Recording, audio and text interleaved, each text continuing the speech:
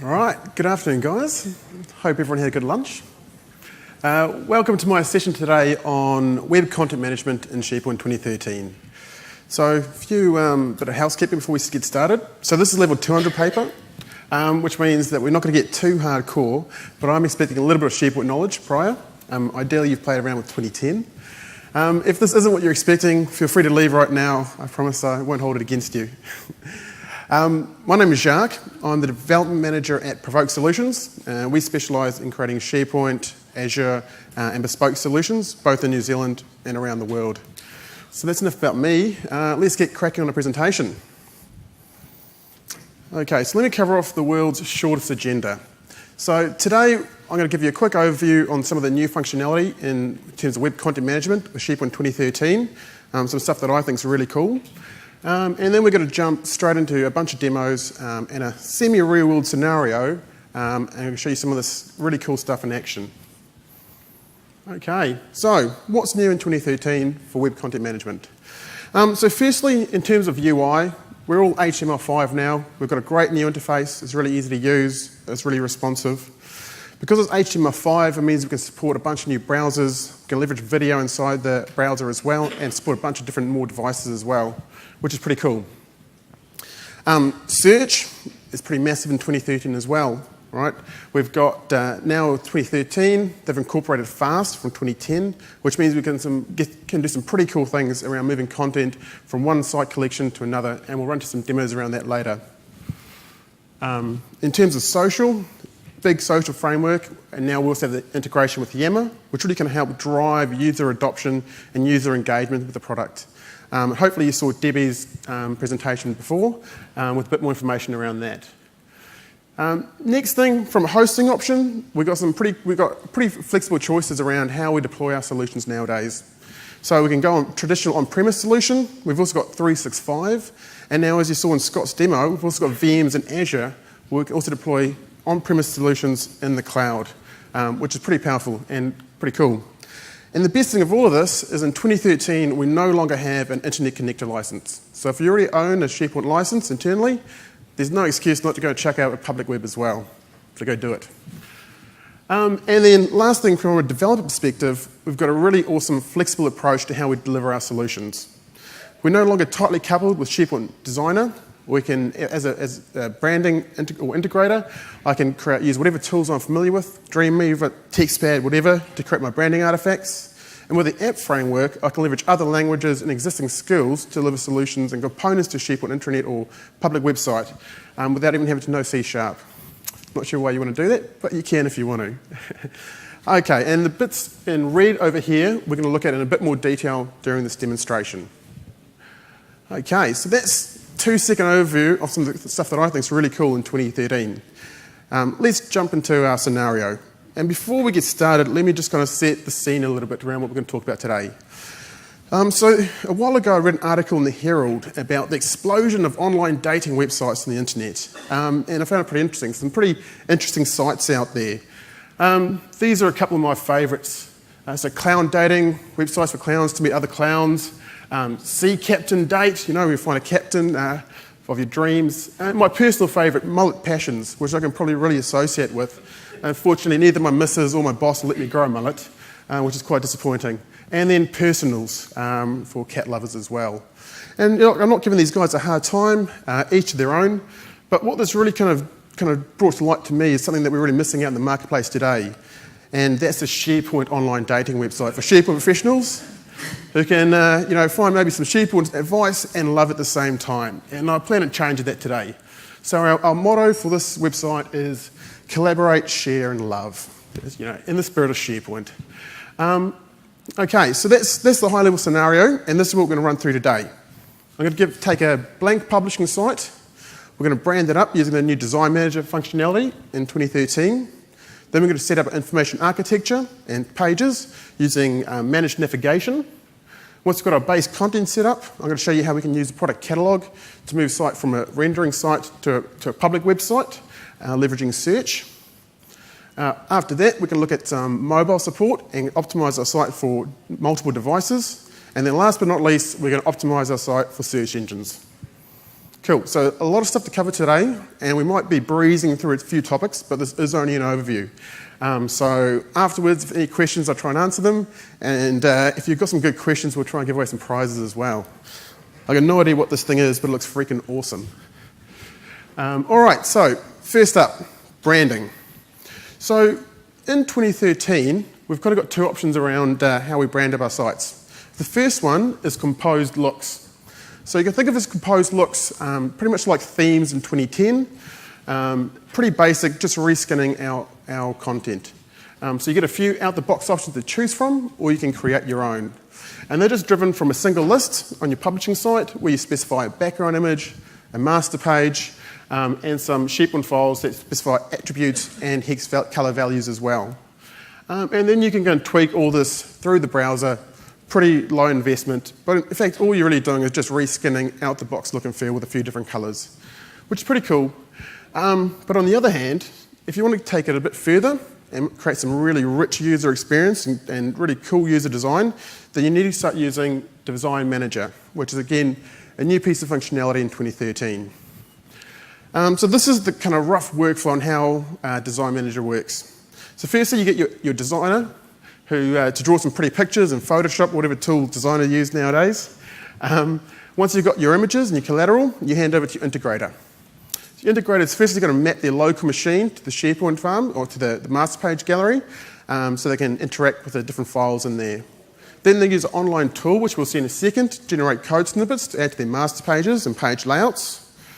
They'll use whatever tool they're familiar with to integrate this, so you could be using Dreamweaver, like I said, you could be using TextPad, whatever they're comfortable with. And then we're going to package it up with one click all through the browser and then deploy to different sites. So you notice at no point in that conversation I mentioned SharePoint Designer at all. It's really easy and really low barrier to entry for people who aren't too familiar with SharePoint. Okay, so under the hood of a design package, there's quite a lot of stuff actually going on that you should be aware of. So when I extract my design package, not only am I taking my page layouts, my master pages, but it's also grabbing all the contents, or all the unique contents from my catalogs library and from my style library as well. It's even taking my property bag and, oh, that was weird, and display templates as well. And one thing to be aware of is that what it's going to do is take across all your content types and side columns that inherit from your publishing content types. And why this is important is that if you're actually using those same side columns in other parts of your site, in standard lists and libraries, you might run into deployment conflicts. So something to be aware of, and make sure you test that first. Okay, so that's kind of the brief overview. Let's see it in action. What I'm going to do now is jump into a demo environment and show you how I can brand up a site using Design Manager and set up a couple of pages using Managed Navigation.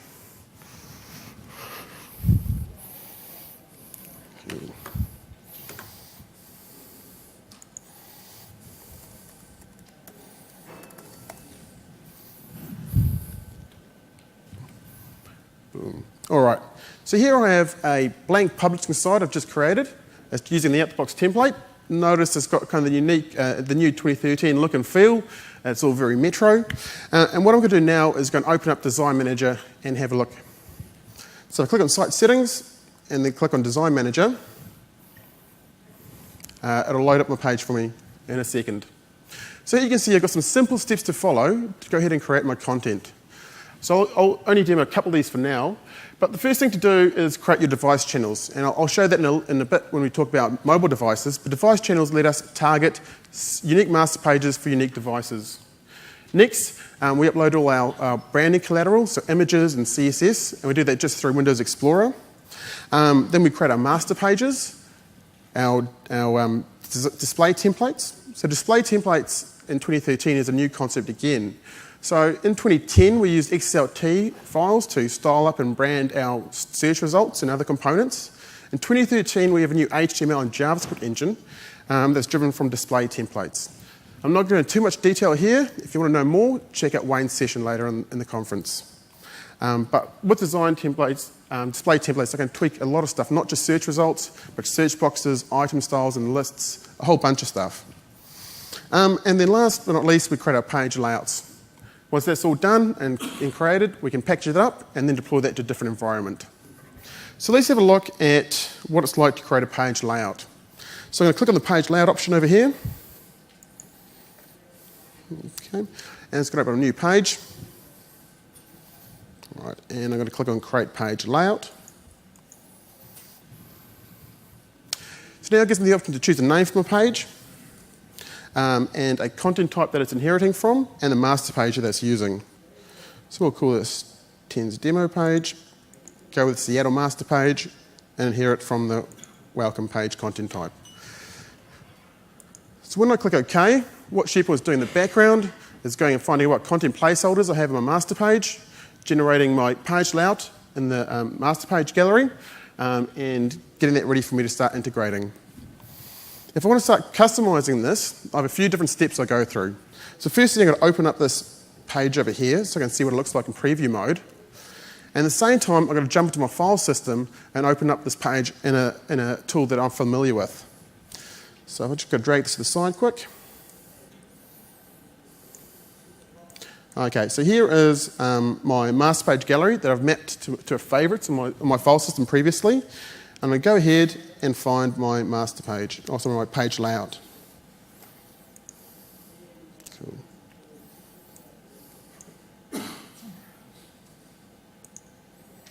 Now I'll just give that a quick refresh.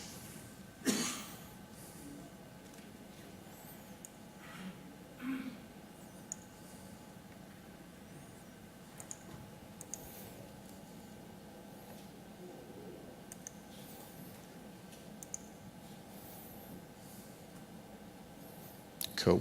So here we go. So we've got my master page, my page layout, ASPX file, and also HTML file that you see there. So you notice they've got exactly the same name, and this comes down to the new rendering engine that we have in 2013. So the HTML page is what I edit, and we'll see how I do that in a second. And then when I save it to this gallery, an event receiver kicks off behind the scenes, and it converts that into ASPX page, which is loaded when the user browses to my page. So I'm going to open that up quickly. And I'm going to use Visual Studio because that's a tool that I'm familiar with as a developer. And we'll give that a few seconds.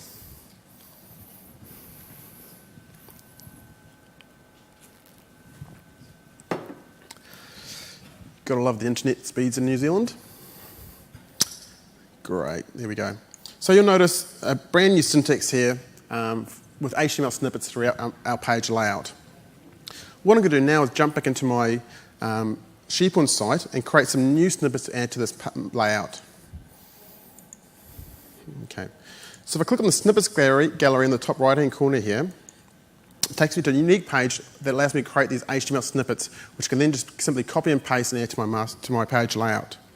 So from here, I can add any fields that are associated with my content type. It just automatically knows what this is from the previous step where I hooked those two up. I can add web part zones, security trimmed areas, out-the-box web parts, whatever I like.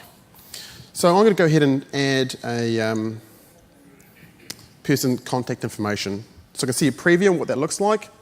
The HTML snippets generated below. And if I wanted to, I can go through and further configure that web part or component or add attributes as I like. Once I'm happy with that, I copy that to my clipboard, take it across to Visual Studio. Okay, and I'm going to add a piece in here. And just for dramatic effect, I'll chuck a good old hello world in just to demonstrate that we are actually updating some stuff. So what's happening when I save that file now? Like I said, it's jumping to the master page gallery, converting that into ASPX page. And when I preview my page now, we should hopefully see the changes.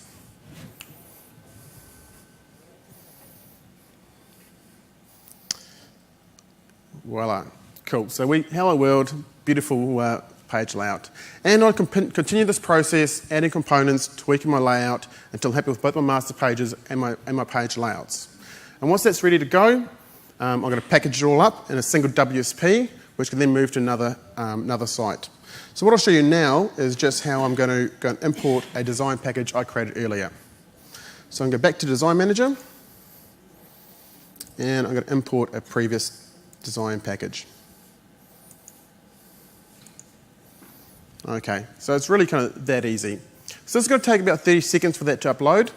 and process. So in the meantime, we're going to come back to that in a second, but in the meantime, I'm going to show you how we can set up our managed navigation.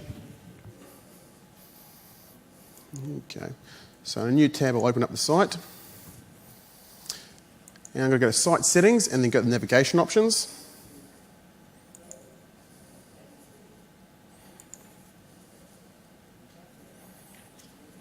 Okay, now you'll see this is the pretty familiar looking page if you've played around with 2010.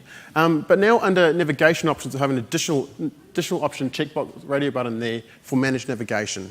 So Managed Navigation is driven by a term set and relies on the Managed Metadata Service, and allows me to create hierarchical pages on the fly, and it's pretty neat. So I'm going to go ahead and turn that on. And then I'm going to go ahead and create a couple of dummy pages to illustrate how easy it is for me to change my navigation on the fly. So, add a page.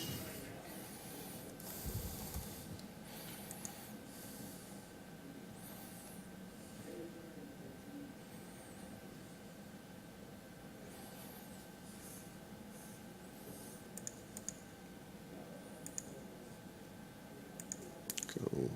You notice it added straight to the navigation. I'll add another couple as well.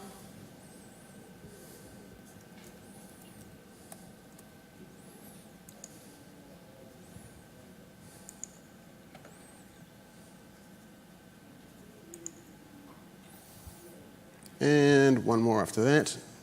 And by the way, while that's been processing, our design package is uploaded and successfully installed itself. So now we have a wonderfully branded SharePoint site. It was that easy. So on with the navigation demo. I'll add one more page and a Contact Us page as well. Every website needs a Contact Us page. Whoops.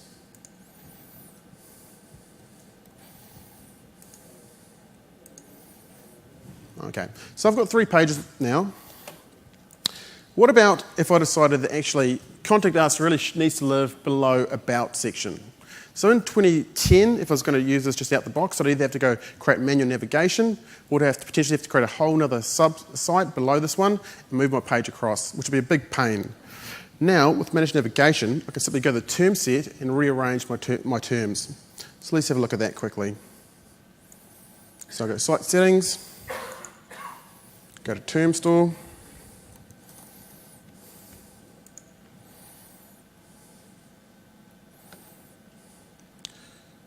here's my term set I organised earlier.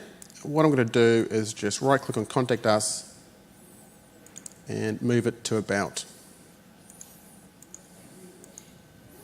All right. And I'm going to have to do a hard refresh of this page because it gets cached locally to improve performance. So I'm going to go Control and F5.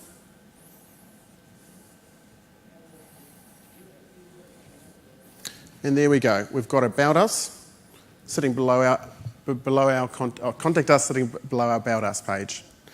And in 2013, we can make that even easier. We've got this fantastic little edit links on our navigation, and I can now just drag my navigation along on the fly, save that, and it'll update my term set for me, which is a big productivity win and makes life a lot easier.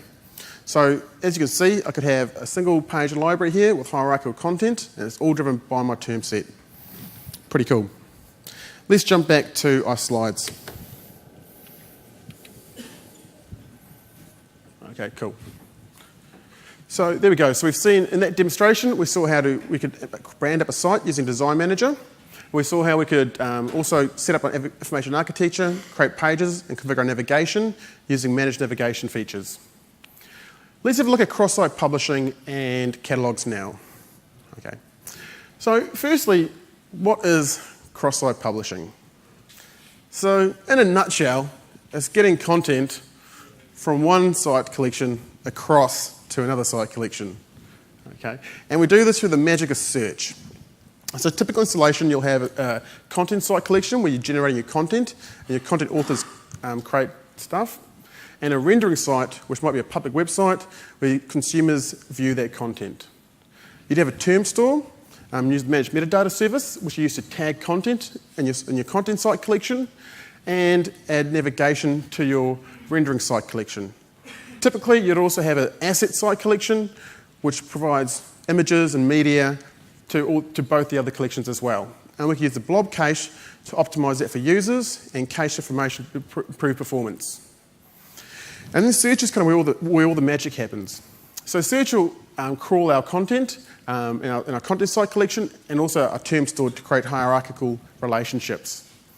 Our rendering engine then, through a bunch of really cool out-the-box web parts, allow us to write queries to our search index and return information, which also gets cached for the user. So in a nutshell, it's just leveraging search to make content work for us. Product Catalog, on the other hand, again, is a new piece of functionality in 2013. So if you check out Central Admin, you'll see there's a new site template called a Product Catalog. And this is just an implementation of cross-site publishing.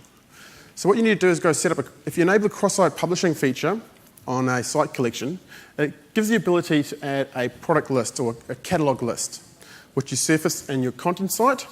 And then your rendering site, you can consume that using catalog pages and content by search web parts. And I'll show you a demonstration of how we can do this in a second. Okay. So there's a lot of scenarios that we can actually leverage this in the real world. If you look at most of the Microsoft demos, they kind of focus around e-commerce scenarios. But we can also use it for a plethora of other things as well. So for internet-facing site, you might want to use it for FAQs, or e-commerce, obviously. You can also leverage it for multilingual sites and look at the translation services in 2013. In intranet, you can use it really for kind of pulling content from multiple web applications into a central location, or authoring content in a central location and pushing out to other areas. Extranet scenarios, you might want to tag internal content in your intranet for public consumption, maybe news and updates, and then roll that up into a single intranet to prevent the users having to edit content in multiple places at multiple times in different places. And the really cool thing about this is that we can manage our permissions and content in a single location, but distribute content all across our farm, which really can increase the productivity for end users. Okay, let's have a look at a demo.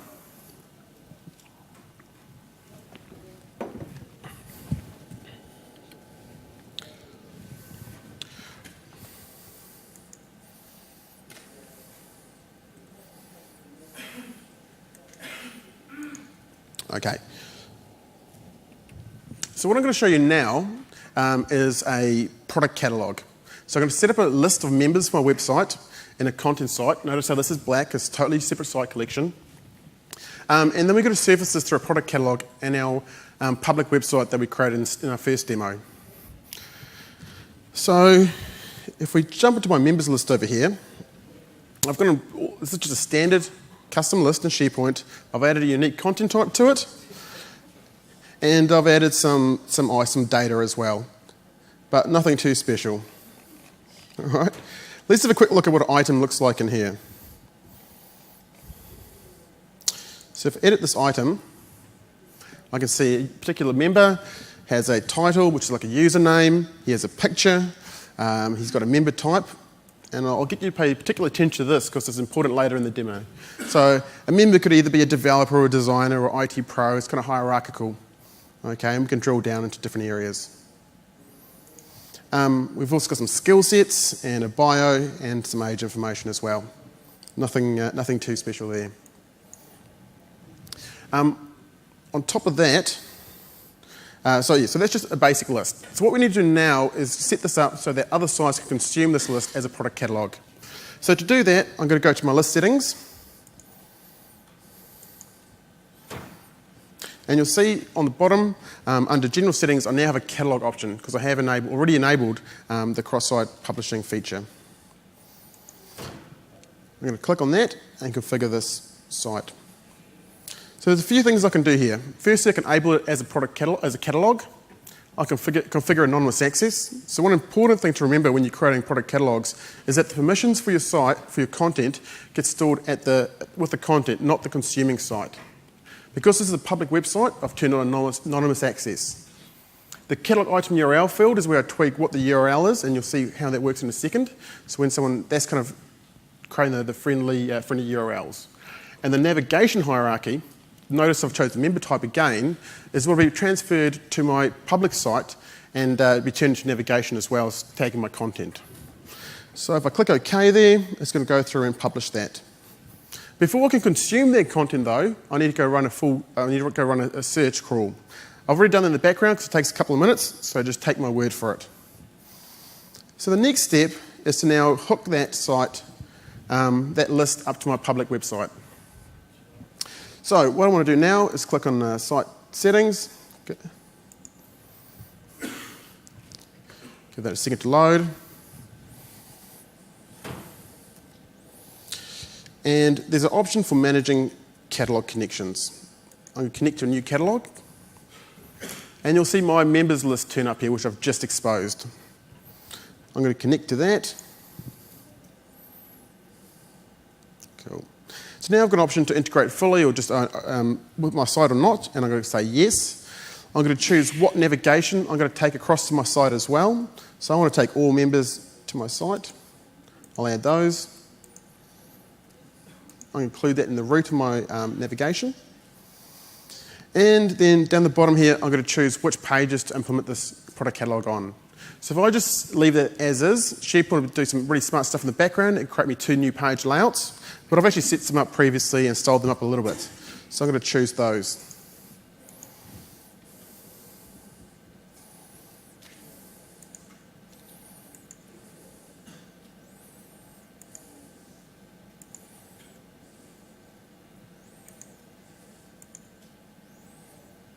Okay, now I'm going to click OK, and that's me done. So pretty much, within a few minutes, I've set up a product catalog. If I hover over all members now, you notice my navigation's been updated, and that matches the term set that I showed you previously. If I click on all members, it takes me to my catalog rollup page, which I've just set.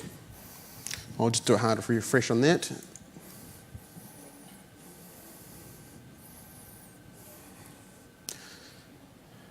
Cool. And here we go. We've got our content. So our page has been rolled up. I've pre-populated these with some refiners as well. I'm not going to go into too much detail on that. Probably check out a search session later in the conference.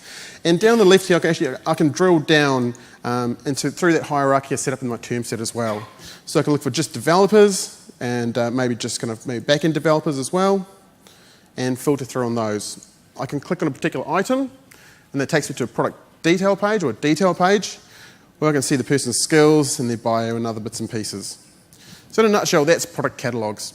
I'll show you quickly what the term set looks like as well, because that's worth seeing. So if I go to the term set,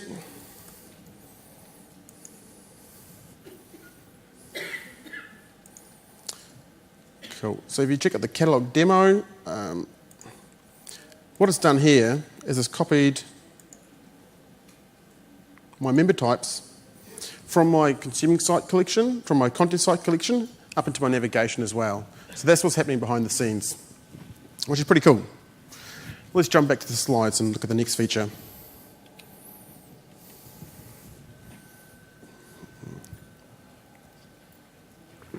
Cool. So there we had a look at creating product catalogs, and we also had a look at how we can display that using the Content by Search web part, which was on that roll-up page. Let's look at device compatibility in SharePoint 2013. So before I talk to you about what we can do in 2013, I just want to touch on why it's a good idea that you should be thinking about this. And to help illustrate my point, I've got a few useful factoids I found on the interwebs. So I'll just read these out to you. So over 1.2 billion people access the web from mobile devices. Okay. The mobile global traffic now accounts for 50% of all internet traffic. And no one screen size is more than 20% of the market share, which just goes to show why we need to account for those. And 61% of people have a better opinion of brands when they offer a good mobile experience. And I guarantee you all those facts are real. I didn't actually make any of those up. But really hopefully that helps illustrate why it is important that we consider this. And obviously, Microsoft isn't stupid, right? They can see the writing on the wall. They understand that everything is going mobile. You just look at the purchases of Nokia, Windows 8 and its touch compatibility, and the Surface device as well. So SharePoint has obviously come along with that as well, and is doing a really good job in terms of meeting mobile needs. So out the box, this is the support we have. So all the major browsers are supported in 2013, which is fantastic. It's a heaven send. It even works on iPad and Android tablets as well, which is pretty cool. So I can use Office web apps on my iPad, for example, and have exactly the same experience that I have on IE on my desktop, which is pretty neat. So that's awesome, right? Is that enough, though? I mean, can we just leave it there? Or do we have to put some more consideration into a mobile experience for users? And the answer is yes, we do. And there's a couple of reasons for that. Firstly, we need to reduce our page load and make sure that these pages load quickly, okay? And the second one is we need to optimize our user experience. Just because our wonderful responsive design has squeezed everything onto a single page doesn't mean it's easy to use. People like me with fat fingers, for example, we still struggle. So you've got to have consideration for them. And a point to drill that home is another little factoid from Amazon. So for every 100 milliseconds increase in load time, decreases sales by 1%. And that's in 2006. So I can guarantee that mobile consumers' expectations are definitely going up and not down. So I hate to think what that is nowadays. Okay, so let's have a look at some of the mobile functionality or device support we have in SharePoint 2013. Just going to jump back into my demo environment quickly.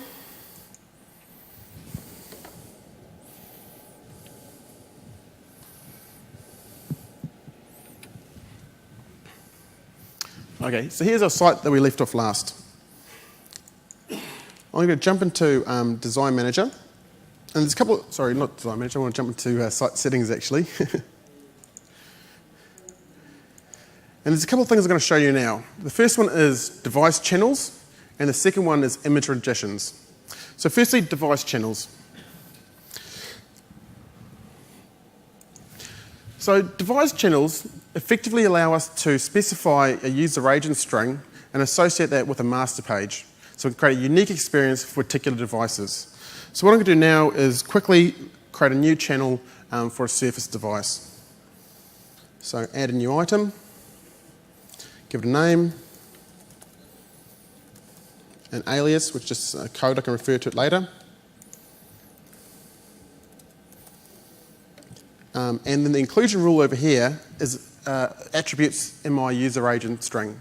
So for those of you that don't know, a user agent is attributes that all web browsers post to a web server when they're requesting a page. And it helps you to know what kind of device is consuming your information. So I know that this is a particular tag that comes through from the Surface, and I'm going to turn that to active. Cool. So halfway there. Next thing I need to do is map a particular master page to this device channel.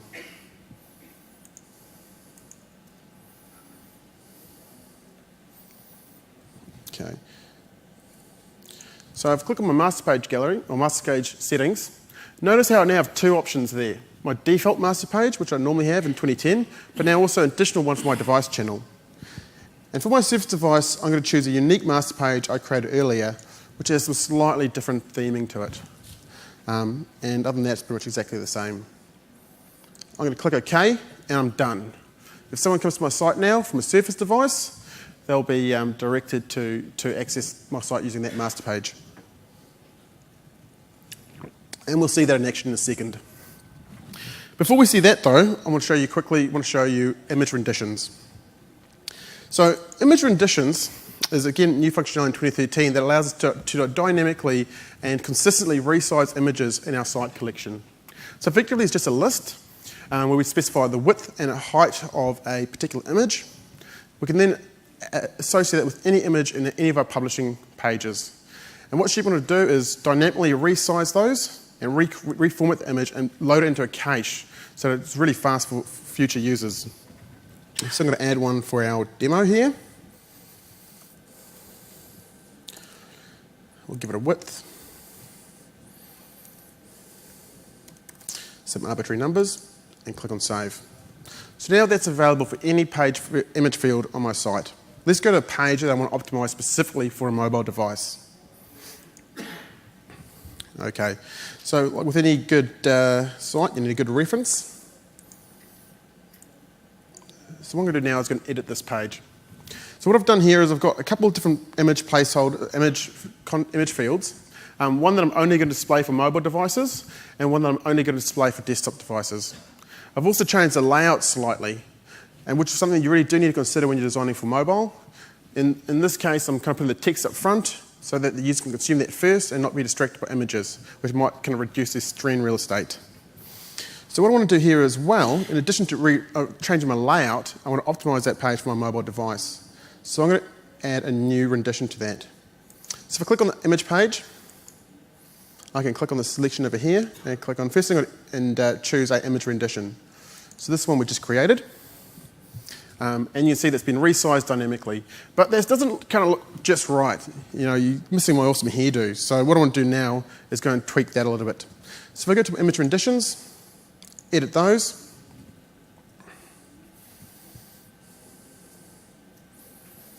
Give that a second to run. You'll see these are all the renditions available for this particular image on the site collection. And you see how they work under the hood. It's just a query string appended to the URL with an image with a rendition ID number. And what's really cool about that is that I can dynamically change these on the fly using JavaScript if I wanted to.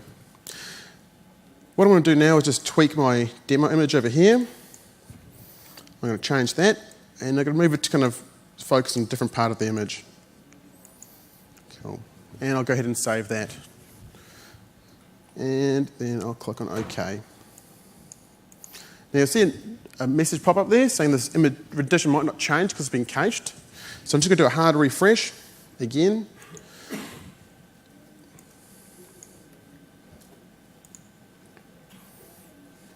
Probably should have saved that first, to be honest. Oh no, that worked. Cool. And there we go. We have our page saved.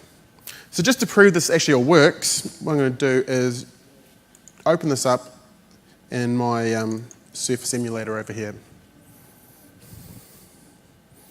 I'll open an IE. And I'm going to copy my URL across.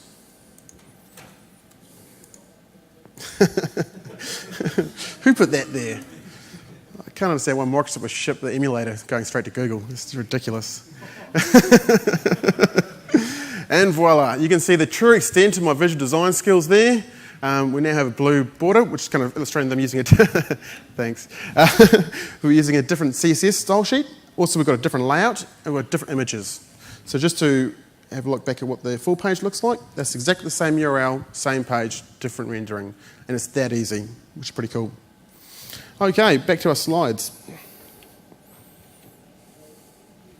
Cool. So there we had a look at device channels for different devices, so different master pages, and we had a look at image renditions as well for optimizing our content, our images. Now let's have a look at search engine optimization. So we've got this wonderful site, and the world really needs to see it. So I want to make sure that I get my Bing search ratings as high as I can. Cool. So this presentation is not about the in-depth drill down into SEO, but in a high level, these are some of the things that normally increase your search rankings. So there are things called sitemaps, which are XML-based files that search engines crawl and work out what your pages you have in your site and when last were modified. Metadata about what content's on a particular page, friendly URLs, and incoming links as well, which obviously you don't have much control over. But overall, one thing to point out is that content is still king, okay? So even though we've got all this functionality in 2013 now that's going to help us out, if our content's rubbish, we're still going to get a rubbish ranking. So there's no way of tricking Bing. So let's have a look at kind of what we can do in 2013 that we couldn't do in 2010. So I'm going to jump back to my demo.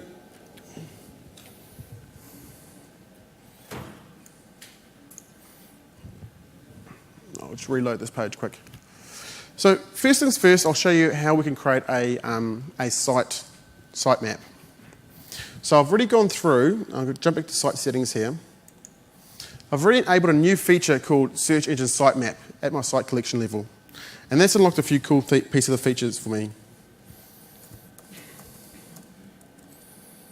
So I've got two options here, one to optimize my search engine settings and one to tweak my sitemap settings as well.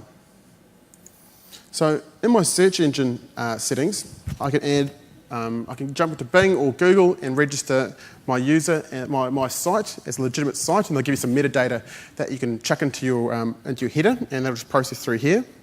You can also set up, and I've got to be careful because because I've been saying colonic URLs the entire time we've been practicing this, but conical URLs.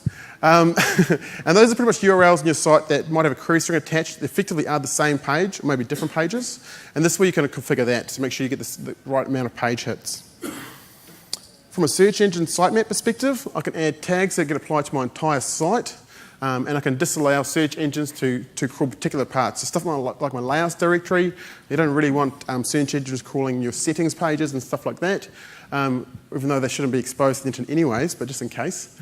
And also your bin directory and catalogs and stuff like that. And once we've got to configure that and hit save, if we go to our site/robots.txt, it'll display the information over there. And if I follow this URL over here, it'll give me my sitemap. So obviously this isn't particularly interesting to read, but I hear that search engines do love it. Just thinking about it for a second. Cool. So while I was downloading that, I'll show you how we can also add special unique content to our sites as well. So if I go back to my home page now,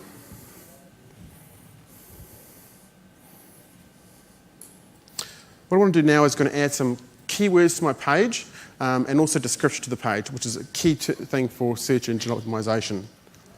So if I go and edit this page, give that a second, click on properties. So you notice that there's a new option here that we never had in 2010 again, namely SEO properties. So what I'm going to do is click on that, and it's going to give me the ability to drill down to some of this information.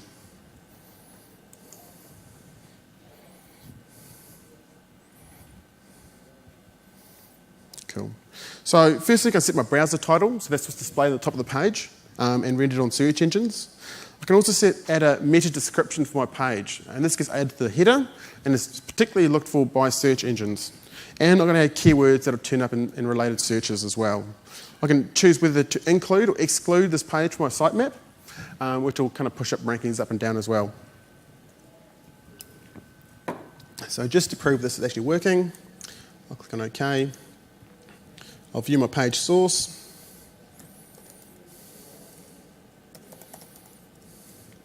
And there we go. We've got our meta tags, our description, and our keywords sitting in our host header. The other big plus for search engines in 2013 is our friendly URLs. So notice how this URL has got no ASPX at the end of it, no pages directory, which is pretty cool. Even if I click on the root of my site, no longer do I get the pages/default ASPX, no longer do I get the 302 redirects as well, which is also a pretty big positive.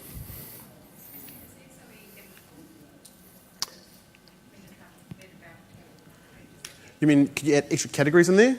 No, as far as I know, unless you... Good question. I don't know, actually. Wayne. I'll probably have to get back to you on that one. I'd say no. Yeah. I definitely haven't heard anyone trying to do it yet. Cool. So let's jump back to our slide deck. Okay, so there we go. We saw how to create our content, to optimize our site for search engines, how to add metadata tags to pages, how to add information site-wide, and how to create sitemaps as well. One important thing to remember if you're creating the sitemaps is before that'll work, you actually need to extend your web app to include an internet zone, otherwise it won't work. You also need to ensure that you have anonymous access, which kind of makes sense, otherwise a search engine's never going to find your site anyways. And yeah, that's it. Yeah. Oh, and sorry, and thirdly, you've got to make sure you do a crawl as well. Again, 2013 is very search-centric, so it's kind of a common theme there. All right, guys, so that pretty much wraps up what I want to talk to you about today. So just to recap, we've seen some really cool functionality around 2013. We've seen how we can create a blank site, brand it up really easily using Design Manager. We've seen how we can tweak our navigation using the metadata navigation. We've created product catalogs to pull information using content by search web parts from one site collection to another. We've optimized it for a mobile device, and then we've done some search engine optimization as well. So as you can see, it's pretty productive. That was really easy. We did all that in an hour. And 2013, I'm personally really enjoying. If you want to play around with some of the stuff yourself, strongly encourage you to go and sign up for a free tenant on 365. It only takes about 5 minutes, and you can play with pretty much everything I've seen today, apart from the content by search web part. You can even set up the meta tags in your pages, but you just can't expose that publicly because the public websites in SharePoint 365 are slightly different, but we're not going to go into that right now. Cool, so that's us done for today. Plenty of other really cool speakers on our SharePoint section. So make sure you hang around and check out Neil this afternoon. And Wayne's got some good session on search as well if you want to do a bit more deep dive into the display templates as well. And on Friday as well, make sure you don't get too hungover. The SharePoint exams are out now as well, so if you're interested in getting certified, make sure you look into that. It's obviously very kind of focused for developers around app development, which is really cool. And that's pretty much us. So if you want to talk to me later, find me at TechFest on Twitter, or I'll probably hang around after the presentation for a little bit. So feel free to come and grab me. Other than that, always appreciate some feedback. Before we open for questions, make sure you please add your evals. And needless to say, anyone that gives me all fours gets a lifetime free subscription to SharePoint Dating, so get involved. Awesome, so that's about us. We've got a bit of time for questions, I think. And we've got some awesome prizes as well. So best 3 questions get some real sweet prizes. Any 3 questions. Who thought that was cool? Who kind of thinks 2013 is a big step up? Yeah. You're in the draw. All right. Can we import our design packages like PowerShell? Yes, you can actually. You can upgrade them and import them as well. Yep. Sure. The original SharePoint is 365. Yeah. At the moment, I'm just using SharePoint Online. Are all those kind of features available? Yeah. So not. Yeah. Some of the search features are restricted. So the content by search web part doesn't exist, unfortunately.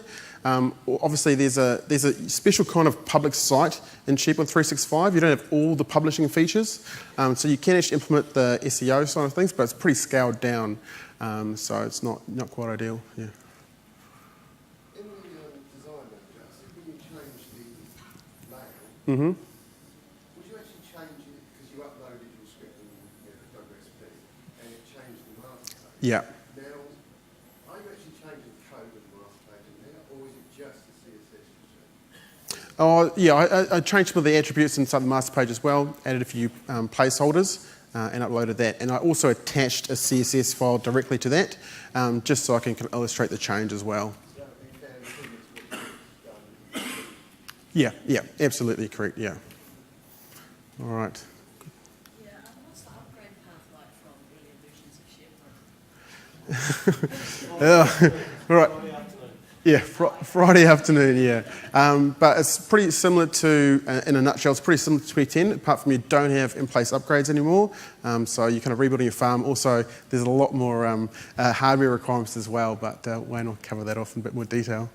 All right. In 2010, I found when you're doing a completely customized site, but not reskinning, you really want Microsoft to get out of the way. Yeah. There's still quite a lot of hackery. Yeah. Putting JavaScript things on pages to remove menus or do custom edits. Yeah. Do you feel like that's gone? Have they nailed it in terms of being able to do what you want? So it's a lot easier. It's still a CMS, right? And every CMS has got its restrictions. You've got to work with the product. Now there's HTML5. It's a lot cleaner. You're not dealing with like a billion tables all over the place, which is pretty cool. And also the display templates mean that there's a lot more out-the-box functionality you can tweak, so you don't always have to rebuild stuff from scratch. All right. I need to remember who's getting questions. Got one more.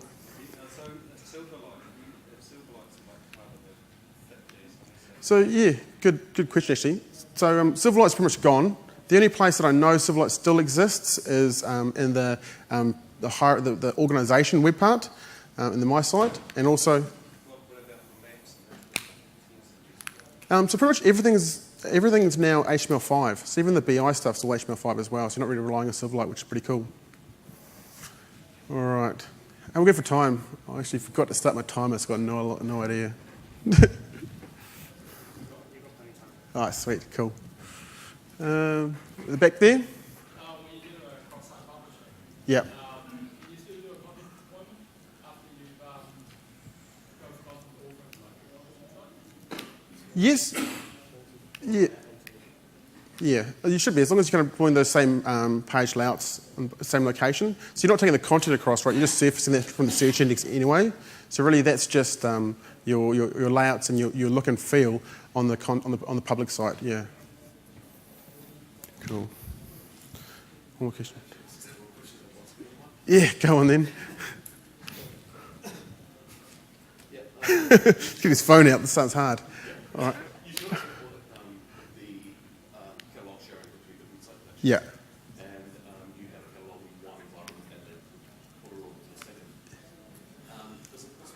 Does one specific site own that catalog? Or is it possible to edit the catalog from both sides? No, yeah. So the content all lives in one place, right? But you can consume as many site collections as you want. So I was actually staged that demo across 4 different site collections, just all pre-packaged, and they were all of them consuming the same catalog. I'm just thinking more of the ones editing the information inside those catalogs. So when you edit the information, you're always editing it in the list in the back end. Yeah. And probably just one more question is, for the cross device development browser, how does, because with the SharePoint, with the web streaming application on JavaScript, Yeah. does the cross device compatibility work on those JavaScript web apps? Yeah, yes, it's a larger yes. So again, it's all kind of HTML5 now. The web parts are a lot cleaner. Also, a lot of the search web parts now leverage the design templates as well, which means you can kind of tweak those and make sure it's not clean HTML. There's still some work to be done, right, if you are looking to do some heavy optimization, but out the box, it works pretty well. So if you have a standard site, deploy it, you'll get all that device. If you're doing heavy customization to your master page, then of course you also have to make sure you put through the rigor of making sure that you also push that down to the web parts and all the content as well. Well, I'll give you a prize because you've asked heaps of questions, so that's awesome. And then we'll do one more question as well after that. And someone had a question over here about some stuff. Anyone? No? Oh, there we go. We've got this awesome thing. I don't know what it is, but I really want it, to be honest. All right, best, out of the next 3 questions, best one gets this thing. All right. Sorry, we'll do you next. Yep, yeah, go for it.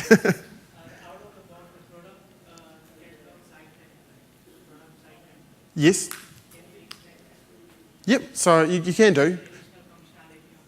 Yeah, absolutely. But that is literally probably the most basic site template. All it's got in there is a publishing site, and it's activated that one feature for you. So it would be hard just to create your own web template based on that if you wanted to. Cool, that's one. So just you took every page and you edited it in Visual Studio. Yeah. On 365, can you do the same thing? I mean, where do you find the page? So it's really easy. So actually the first step in the device in the Design Manager gives you a little link and just opens up that library in Windows Explorer. So you can absolutely do that in 365. That's not a problem. So it's the same functionality as when you go to any library in SharePoint, click on the ribbon and click on Open in Windows Explorer. With 365, you just got to make sure that you have the client tools installed as well. Otherwise, sometimes it's a little bit buggy. But we branded up exactly the same. And you can take a package from on-premise, put that into the cloud as well, and kind of do it backwards, apart from there's a couple of weird references you've got to remove. Okay, cool. The site name, so that's dynamically content that will update the site name. Yep, so it will do. So what happens is in the back end, it actually kicks off a timer service that runs once a day, and you could tweak that to run more regularly. And it works with the search content as well. So you make sure your content is crawled and your site map is updated. So by default, it's updated daily. Cool. So you had an updating as you're making changes. Is there a way that the actual optimization process to stop that happening? Yep. Oh, so in terms of which component that you meant, into the product catalog? Yeah. Yep, absolutely. So you can have any list could have an approval process on it if you wanted to. I've turned off check-ins and check-outs and publishing on all my lists and libraries for this demonstration. But there's nothing stopping you adding those back in if you wanted to. Cool. Delete the site, does the external, so you kind of reference sort of make that delete as well? Cool, so just to get the question correct, so if I delete my public site there, would my content in my catalogue still be around? Is that what you're saying? Yeah, correct. So it's still living in a separate site collection, so it's still going to stay there until you delete that content. And even then it's going to stay in your crawl until you delete that as well. Cool.